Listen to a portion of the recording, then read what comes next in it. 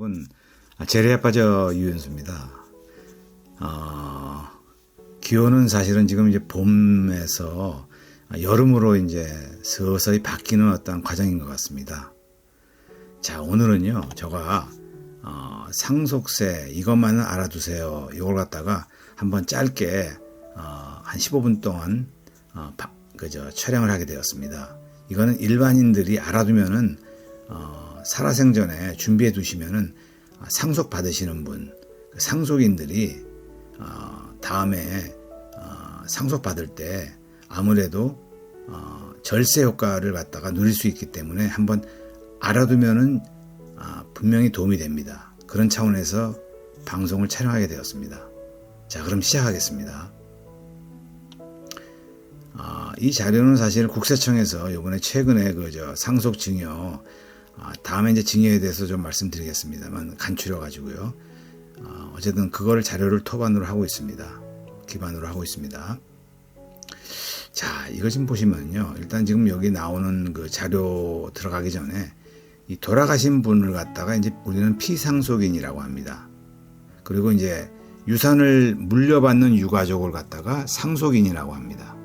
그죠? 그리고 상속 재산은 뭐 피상속인이 남긴 재산을 말하는데 여기서 보시면은 그 상속세라는 것은 이제 피상속인이 돌아가셨을 때 이제 발생하는 세금인데 이 상속세는 돌아가신 분의 재산에 대해서 유가족이 납부하는 세금입니다. 그래서 이 상속세를 갖다가 신고하기 위해서는 그 피상속인 돌아가신 분이 그 소유했던 그 주택이라든지 뭐 자동차 또는 뭐 주식 또는 예금 같은 재산을 갖다가 파악하는 것이 먼저 우선이 돼야 됩니다. 그래서 피상속인의 재산에서 채무를 빼고요. 이 채무라는 것이 어떤 거냐면 이제 대출이라든지 뭐 신용카드 대금이라든지 또는 뭐 미납 세금이라든지, 그죠? 이 세금이라는 것은 사실 죽어도 계속 그 세금이 내야 됩니다. 그죠? 미납된 그 병원비 같은 그 피상속인이 채무를 알아야 됩니다. 그죠? 그리고 채무 외에도 법에서 일정 금액을 더 빼도록 하는 그 상속 공제라고 있어요. 이것은 이제 상속 테이블이라는 게 있는데 보통 그 뭐 1억에서 1억 미만, 1억에서 5억 또는 뭐 5억에서 10억, 예를 들어서 뭐 5억 또는 10억에서 30억, 30억 이상에서 10%, 20%, 30%, 40%에서요. 그 테이블이 있습니다. 그래서 그 테이블을 뭐 보시면 차후에 한번 말씀드릴 기회가 있으면 말씀드리겠습니다. 여기 보시면은 일단 피상속인이 돌아가시면은요, 이 채무, 재산이랑 채무를 알기 위해서는 그 피상속인의 그 각종 그 재산과 채무를 한 번에 조회할 수 있는 것을 갖다 정부에서 제공합니다. 그것을 갖다가 이제 안심 상속 원스톱 서비스라고 하는데요. 이거는 사실은 이 서비스는 우리가 네이버에서 정부 24시 를 검색하신 다음에 링크를 타고 들어가시면은 바로 접속이 가능합니다. 또는 이것이 만약에 힘들다고 한다면은 방문하시면 됩니다. 뭐 시청이나 구청이나 주민센터 있지 않습니까? 행복주민센터에서 신청할 수 있어요. 거기 폼이 있는데 거기에 보면 이제 신청한 다음에 한 2주 정도 있으면은 그 구청 직원이 전화가 옵니다. 다 됐으니까 뭐 한번 받아가세요 하면 거기에 자세하게 다 나와 있습니다. 그리고 또 각종 예를 들어서 뭐 협회라든지 무슨 뭐 은행이라든지 또는 뭐 보험이라든지 증권회사에서 지금 신청하신 그 번호, 상속인의 그 번호로 자세하게 문자가 나오는 것을 갖다가 여러분이 경험할 수 있습니다. 이 뭐 재산이라는 것은 아시다시피 뭐 토지라든지 건축물, 건물, 자동차, 어선, 금융, 뭐 연금 같은 것도 포함됩니다. 이 채무라는 것은 사실 국세 미납금도 포함되고요. 지방세 미납금도 포함됩니다. 국민연금 미납금도 포함되고요. 금융기관에 대출했으면 이것도 채무에 해당됩니다. 그리고 4대 보험료 있지 않습니까? 이거 미납금도 채무에 해당됩니다. 여기 지금 정부 24시는 사실 접속하신 다음에 이제 접속 뭐 서비스 원스톱에서 생애주기 꾸러미 서비스 안심상속에서 이 링크를 갖다가 지금 표시된 겁니다. 뭐 이렇게 접속하는데 별로 어려움 없습니다. 누구나 하실 수 있습니다. 여기 보시면은요, 이제 예가 나오는데, 이제 예를 들어서 이제 여기 아버지로부터 이제 저가 주택을 상속받았는데 상속세는 없다고 생각하는데 아버지가 물려주신 재산 외에 더 알아봐야 할 것이 궁금합니다. 이랬을 때 여기 쭉 여기 나오는데요. 피상속인, 그러니까 돌아가신 분이 그 생전에 증여했던 재산이 있는지 알아봐야 됩니다. 이거는 사실은요, 아까가 구청에 가서도 이제 알아볼 수 있다고 조금 전에 말씀드렸는데, 보통 이것은 10년 이내에 상속인에게 증여한 재산이나 또는 5년 이내 상속인이 아닌 타인에게 증여한 재산이 더해집니다. 그러고 나서 증여했을 때 이제 납부한 증여세는 상속세에서 공제가 되죠. 피상속인의 퇴직금이나 예를 들어서 회사 다녔을 때 이제 갑작스럽게 돌아가셨을 경우 퇴직금 있지 않습니까? 퇴직금이나 사망보험금, 어떤 생명회사나 보험회사에 들었던 사망보험금이 있어요. 그러면 사망보험금도 알아야 합니다. 그래서 퇴직금이나 이 사망보험금은 대부분이 상속인이 받는데요. 이때 이제 그 돈이 이제 회사나 보험사로 받았을 경우에 상속인은 직접 받기 때문에 상속 재산이 아니라 이것도 어떻게 보면은 그 상속 재산에 포함됩니다. 그래서 이걸 갖다가 아셔야 될 것 같고요. 세 번째는 이제 피상속인이 사망 전에 예금을 인출한 경우 그 사용처도 알아야 됩니다. 다시 말해서 돌아가신 분이 사망 1년 전이나 또는 1년 전에 2억 원 또는 2년 이내에 5억 원 이상의 예금을 인출하였다면 그 사용처가 불분명할 경우에는 사실 상속인이 이걸 갖다가 그 사용처에 대해서 분명히 알지 못한다면은 아마 세무당국 국세청에서는 이걸 갖다가 아마 공제하지 않을 것입니다. 그래서 어쨌든 여기 보시면 현금을 사용했던 그 생활비라든지 병원비라든지 입증된다면은 어떻게 보면 상속 재산이 포함되지 않았어도 어떤 현금 사용 내역을 갖다 꼼꼼히 기록해 두는 것이 중요합니다. 자, 두 번째 보시면요. 이 돌아가신 아버님이 만약에 거주했던 주택이 한 채 물려받았다. 그런데 이제 주변에서 재산 10억 원까지는 상속세가 나오지 않는다고 말하는데 맞는 거냐? 여기 보시면요. 보통 우리가 여기서 보시면은 이제 이 예가 여기 있습니다. 예를 들어서 이제 아버님이 돌아가셨으면 어머님이랑 자녀가 있을 경우에 또는 여기 쭉 나오지 않습니까? 배우자와 자녀 있을 경우에는 공제 금액이 10억에서 35억 원까지 최대 35억 원까지 공제를 받을 수 있습니다. 그래서 기본 공제가 이제 5억 원이고요. 배우자 공제액이 5억 원입니다. 그래서 최대 35억인데 기본 공제에다가 배우자 공제가 하면 10억이지 않습니까? 그리고 기본 공제에다가 30억 더하면 35억입니다. 만약에 여기서 배우자만 있을 경우에는요. 기본 공제가 2억 원밖에 안 됩니다. 그리고 배우자 공제액이 5억 원이라고 그랬지 않습니까? 그래서 최대 30억이니까 기본 공제에다가 배우자 공제하면 7억에다가 32억까지 공제를 받을 수 있습니다. 만약에 부모가 다 돌아가시고 자녀만 있을 경우에는 사실 공제 금액은 5억 원밖에 안 됩니다. 그래서 기본 공제액이 5억 원밖에 안 되는데요. 여기서 중요한 것은 사실 기본 공제는 대부분 2억 정도로 생각하시면 되고요. 보통 일괄 공제는 대부분 한 5억 정도 생각하시면 됩니다. 그리고 자녀분들이 만약에 그 공제는 자녀분당 5천만 원 정도까지가 알고 계시면 되고요. 배우자 같은 경우는 최대 한 30억 정도입니다. 그래서 사실은 이걸 알면은 그 상속세가 이렇게 많이 나오시는 분은 많이 나오는데 대부분 돌아가신 이제 피상속인이 재산이 사실은 많지 않는다면은 대부분 100명 기준에서 90명 정도는 아마 상속세를 내고 싶어도 못 낼 겁니다. 한 10명 정도가 내는데 그 중에서 한 2-3명은 굉장히 많이 냅니다. 그래서 분납도 가능하지만 연부연납도 하고 막 이러지 않습니까? 그래서 앞으로 여기 나오겠습니다. 그래서 한번 여러분 아주 쉽게 설명할 테니까 한번 끝까지 시청 계속 부탁드립니다. 자, 다음입니다. 지금 여기 보시면요. 고민 세 번째인데 상속세를 신청하기 위해 인터넷으로 검색해보니 상속받은 주택을 해야 한다고 하는데 용어도 매우 어렵지 않습니까? 너무 복잡하고요. 그래서 주택 가격은 어떻게 결정하는지 한번 설명 좀 부탁드립니다. 이렇게 질문을 여기서 이제 예를 들었어요. 그래서 이거는요, 이제 세 가지 방법이 있는데, 일단 먼저 상속세는 재산의 가격을 얼마인지를 아는 것이 출발점이라고 아까 말씀드렸고, 여기 보시면 이제 녹색을 보시면 재산에 대한 과세이기 때문에 상속세가요. 그래서 현금이 아닌 재산의 가치를 화폐로 표현하는 과정이다. 예를 들어서 그리고 또 이 아파트가 몇 억 원이다라고 말할 때는 누군가는 그 아파트 거래 가격으로 말하지만 또 누군가는 아파트 공시 가격으로 말합니다. 때로는요. 그래서 이것에 대한 어떤 1, 2, 3 여기 지금 이 답을 보면요. 1순위는 상속받은 주택의 거래 가격입니다. 실거래 가격입니다. 사실은 상속받은 그 자체 그 주택이 매매나 경매를 통해서 거래가 되었다면 그 거래 금액을 주택 가격으로 본다.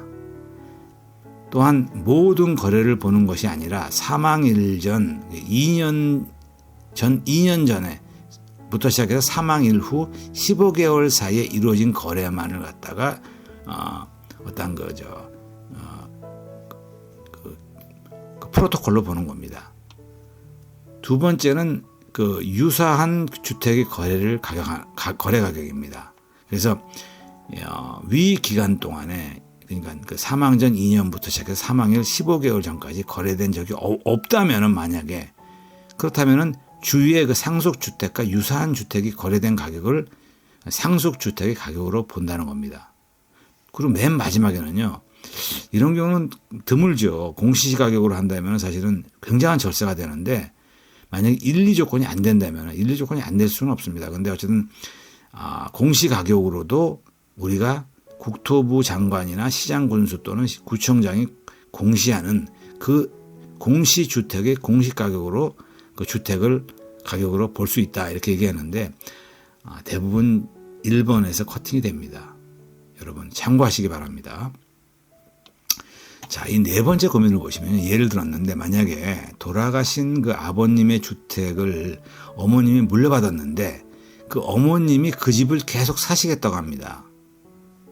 사신다면은 물려받은 주택에 현금도 없고 집을 팔 수도 없는데 이런 경우에 상속세가 많이 나오면 어떻게 해야 되나 이런 질문인데 여기서 보시면은 사실은 배우자가 상속받으면 가장 커요. 이게 지금 보통 일반적으로 기본공제해서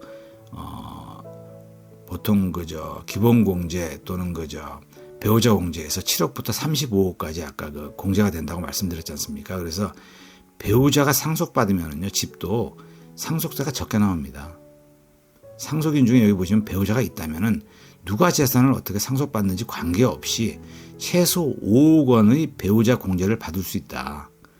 즉 배우자가 아무것도 받지 않아도 5억 원은 그냥 상속세를 안 내도 된다는 겁니다. 그리고 배우자가 재산을 상속받으면은 배우자가 실제 상속받는 만큼 공제된다. 배우자가 10억 원을 받으면 배우자는 10억 원 공제되는 거예요. 그러니까 최대 2억까지 공제되는 겁니다. 그래서 만약에 12억 원, 예를 들어서 여기서 또 12억 원 주택을 갖다가 배우자가 상속받으면 12억 원이 다 공제된다 이거예요. 최대 32억까지 공제되니까요. 그러나 자녀가 상속받으면 10억 원밖에 공제 안 됩니다. 가장 좋은 그 컨비네이션은 사실은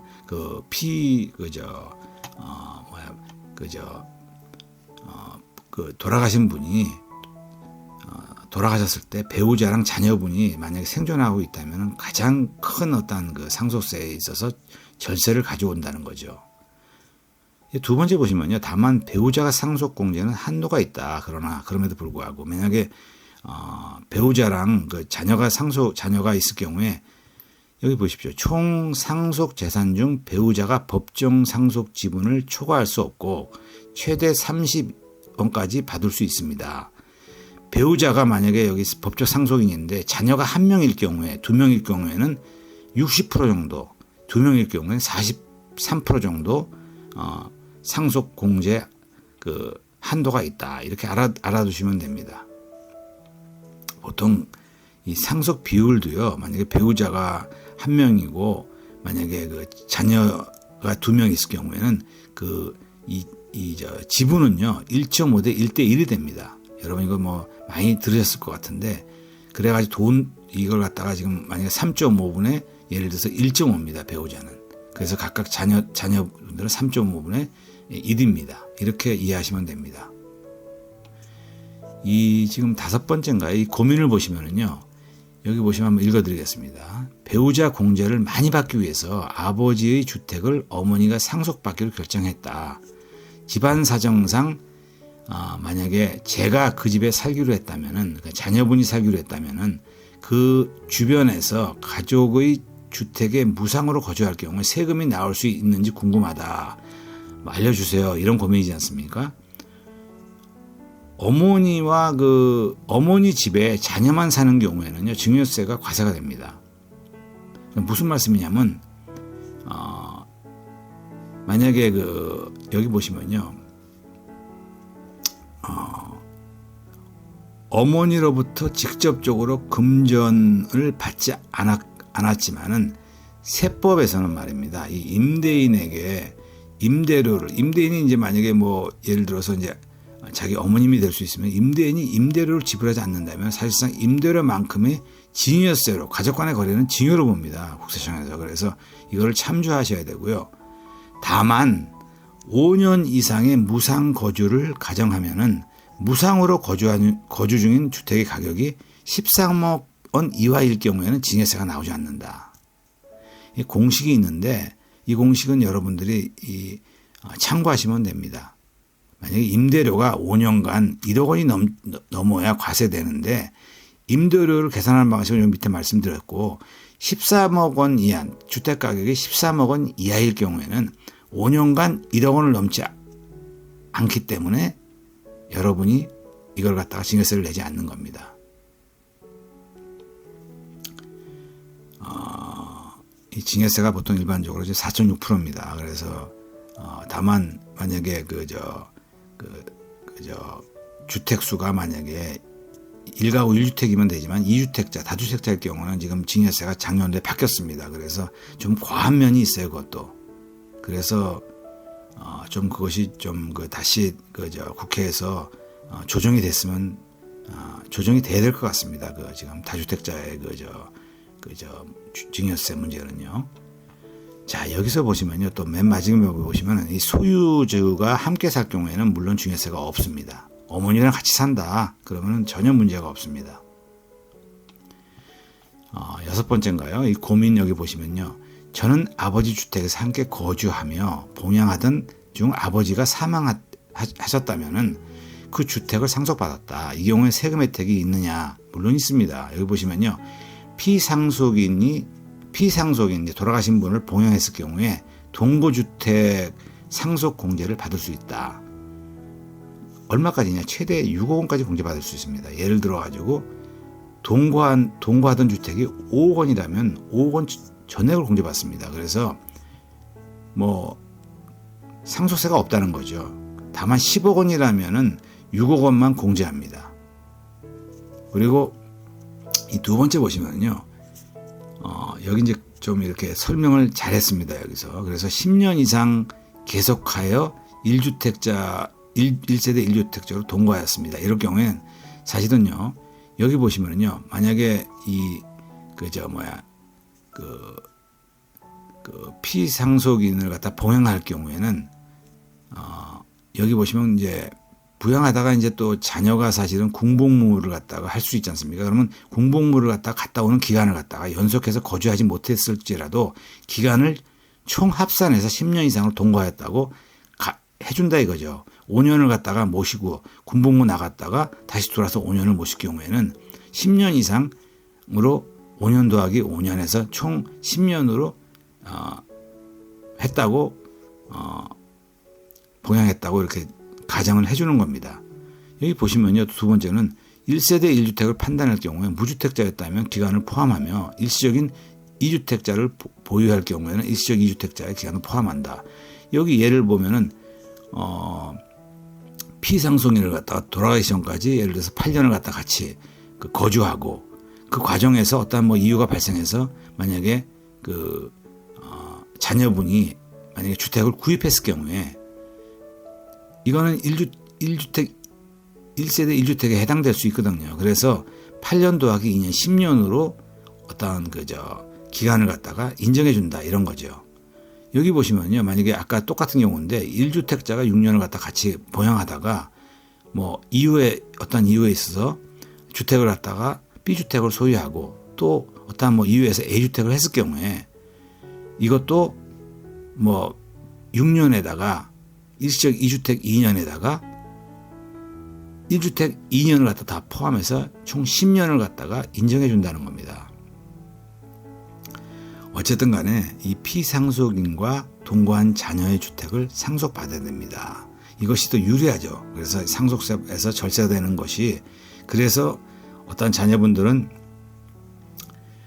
피상속인을 갖다가 봉양하면서 그 주민등록증을 갖다가 옮기는 것도 이와 같은 그 상속세를 갖다 절세하기 위한 방법입니다. 그렇게 알아두시면 여러분 차후에 도움이 될 것 같습니다.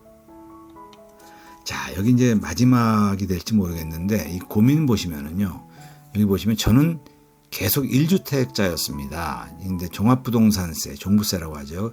낸 적도 없는데 왜냐하면 지금 이거 상속받았기 때문에 2주택자가 되기 때문에 종부세에 대한 고민이 없었는데 지금부터는 이제 주택 한 채를 갖다 갑자기 상속받게 돼서 다주택자, 2주택자가 되기 때문에 종부세를 내야 하는지 걱정이 됩니다. 이렇게 말씀을 하셨고 질문을 드렸는데 여기 보시면요.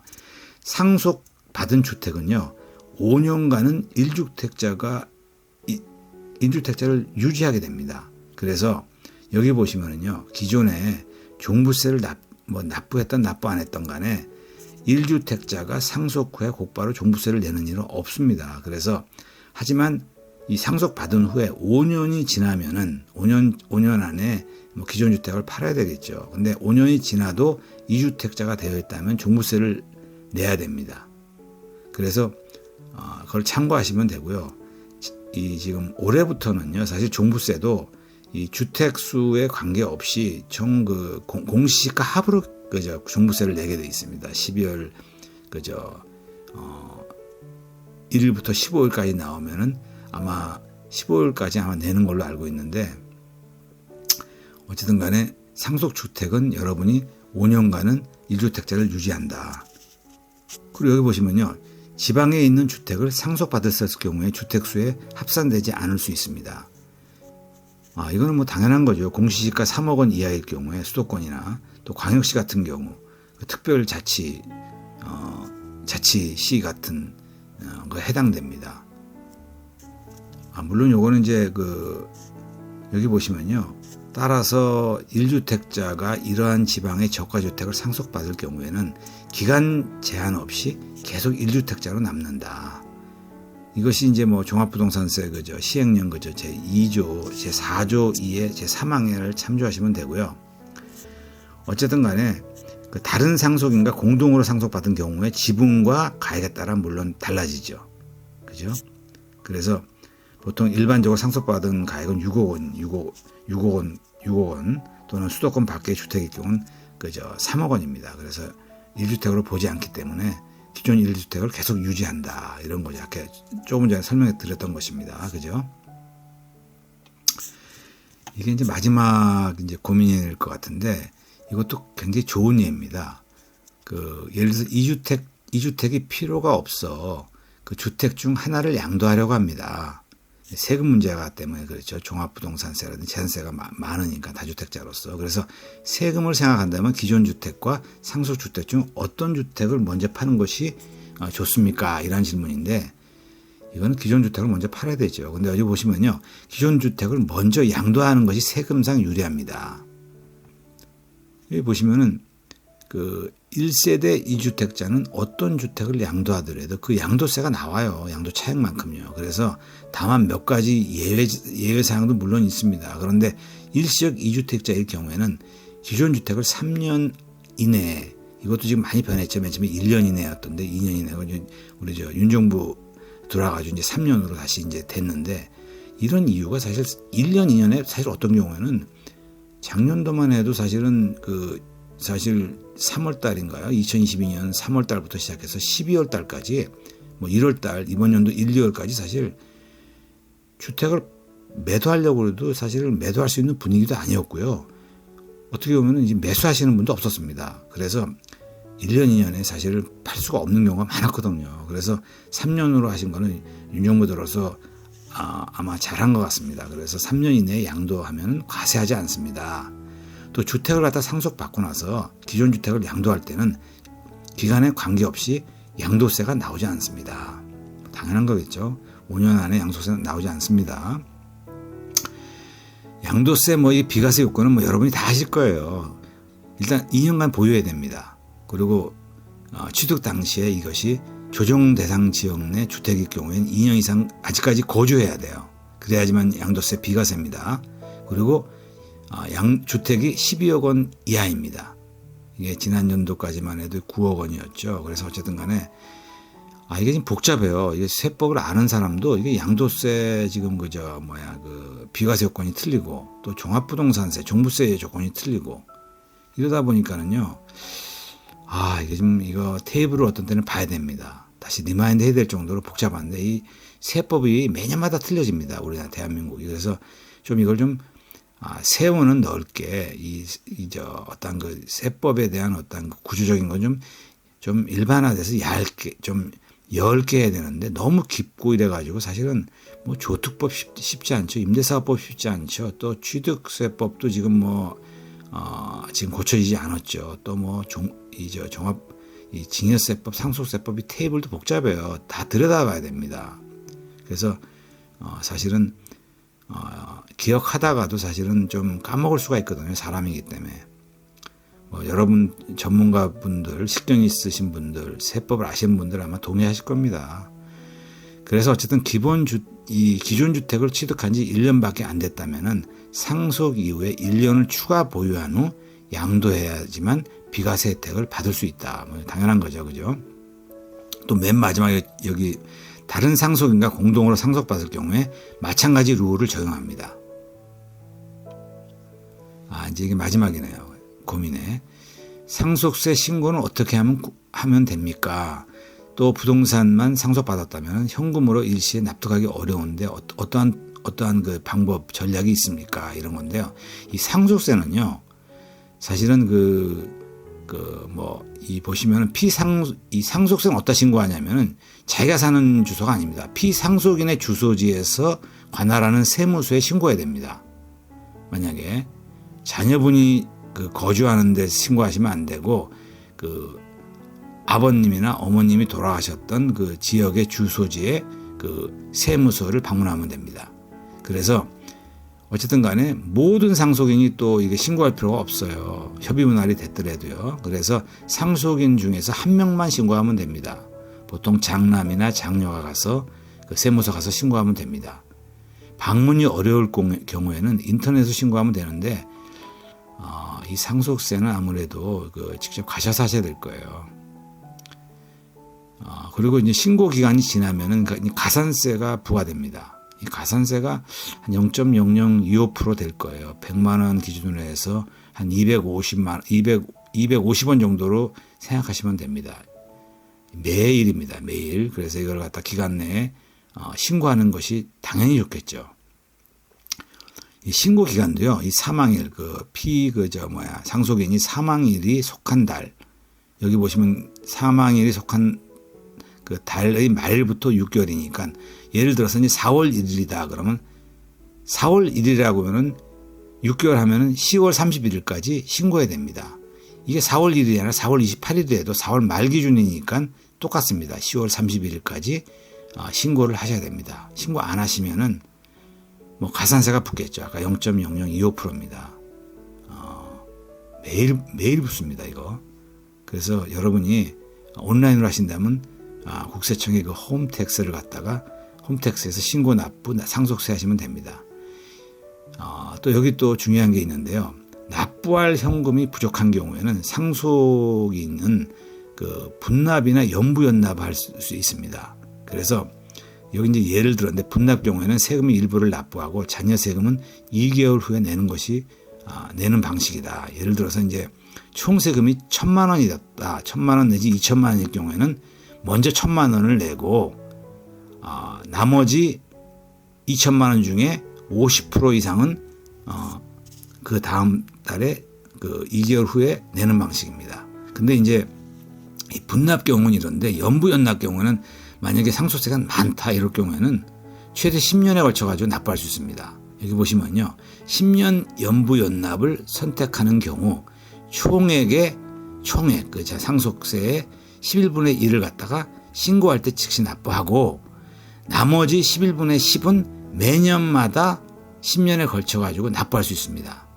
그래서 이 연부연납은요. 국세청에서